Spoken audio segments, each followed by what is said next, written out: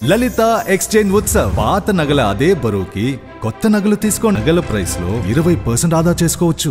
సంక్రాంతి శుభాకాంక్షలు అందరికీ కూడా రాష్ట్ర ప్రజలందరికీ తెలియజేసుకుంటూ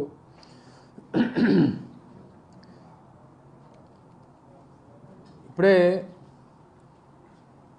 కొన్ని ఛానల్స్ అన్నీ కూడా చూస్తున్నప్పుడు వాస్తవానికి స్పందించకూడదని చెప్పి అనుకున్నప్పటికీ కొన్ని ఎల్లో మీడియా ఛానల్స్ అన్నీ కూడా ఏదో గొప్ప విజయం సాధించాం, చంద్రబాబు నాయుడు గారికి ఏదో ఊరట కలిగింది, ఆయన సుప్రీంకోర్టులో వేసినటువంటి ఎస్ఎల్పికి సంబంధించి ఏదో ఆయనకు అనుకూలంగా తీర్పు వచ్చినట్టుగా కొన్ని టీవీ ఛానల్స్ చిత్రీకరించేటువంటి ప్రయత్నం చేస్తూ ఉన్నాయి. ఇది నాకు ఏ రకంగా అనిపించిందంటే 2019లో చంద్రబాబు నాయుడు గారు గెలిచినటువంటి 23 సీట్లని గొప్ప విజయంగా భావించి చూపిస్తే ఏ రకంగా ఉంటుందో ఈరోజు సుప్రీంకోర్టులో వచ్చినటువంటి తీర్పు చూసిన తర్వాత వీరు చూపిస్తున్నటువంటి, వీరు చిత్రీకరిస్తున్నటువంటి, వీరు షోకేస్ చేస్తున్నటువంటి వారి అభిప్రాయాన్ని ఆ రకంగానే చూడొచ్చు అనేటువంటిది నా అభిప్రాయం. అసలు జరిగినటువంటి కేసు కానీ, జరిగినటువంటి వాదనలు కానీ, ఇచ్చినటువంటి తీర్పు కానీ ఇవన్నీ చూసిన తర్వాత నాకు తెలిసి ఏ రకమైనటువంటి రిలీఫ్ అనేటువంటిది చంద్రబాబు నాయుడు గారికి కలగలేదు అనేటువంటిది నా అభిప్రాయం, ప్రజల అభిప్రాయం, కోర్టు అభిప్రాయం.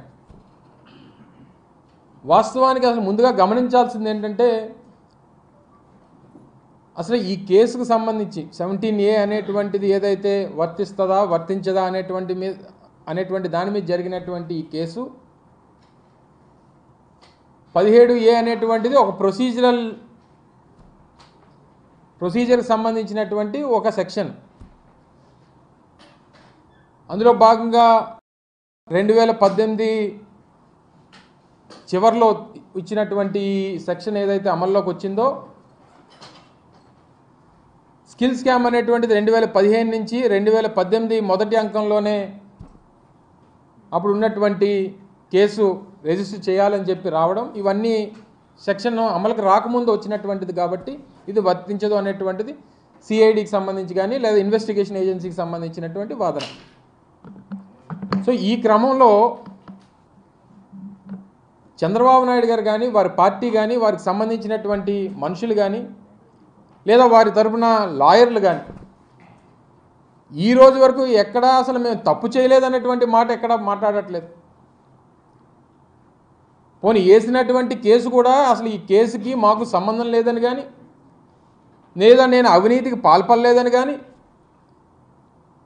ఈ 360 కోట్లు 350 కోట్లకు సంబంధించినటువంటి ప్రజాధనాన్ని, ప్రభుత్వ ధనాన్ని నేను దోచుకోలేదని కానీ ఎక్కడా కూడా ఈ వాదనలో కానీ వారు చెప్పేటువంటి సమాధానంలో కానీ లేదు.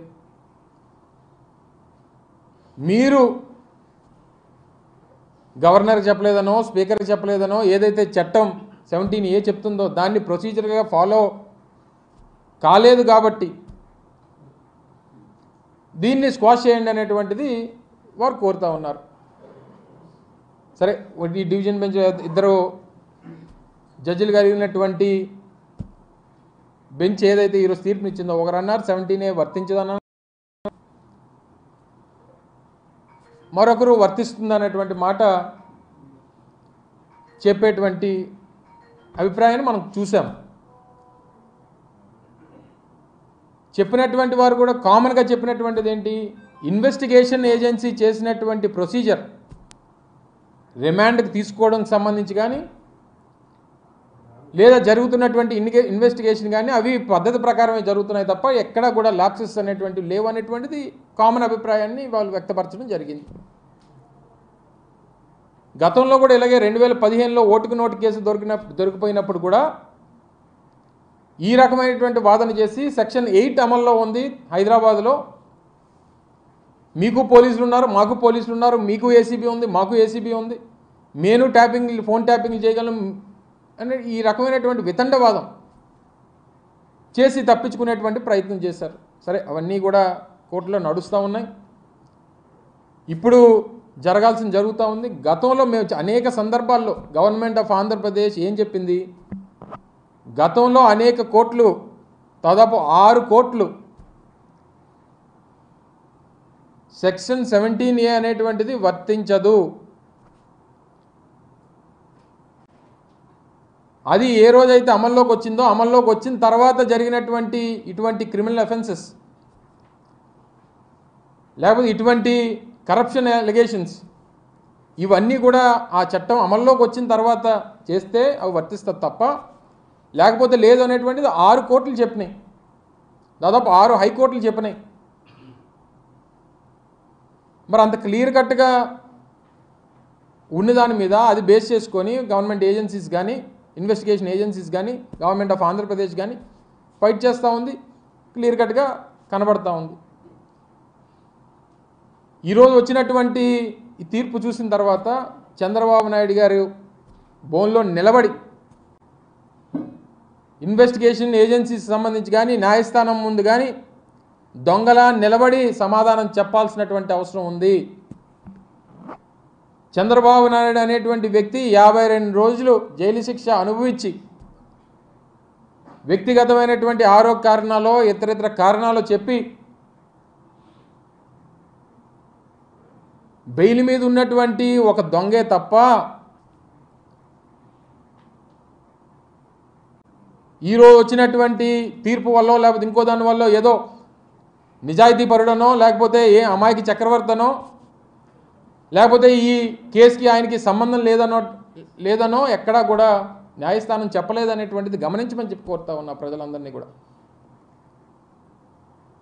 ఈ వచ్చినటువంటి తీర్పుని వారికి నచ్చినట్టు ఈరోజు సుప్రీంకోర్టు చీఫ్ జస్టిస్ నేతృత్వంలో ఉన్నటువంటి దానికి వారు బదలాయించారు. సరే, ఒకరి వాదన ఒకలా ఉంది, ఒకరి వాదన ఒకలా ఉంది. కామన్ ఇష్యూస్ అన్నీ కూడా వాళ్ళు సమర్థించుకునేటువంటి ప్రయత్నం ప్రభుత్వం మనం సమర్థించాం, వారు చెప్పుకునేటువంటి ప్రయత్నం చేశారు, వారు దాన్ని అంగీకరించారు.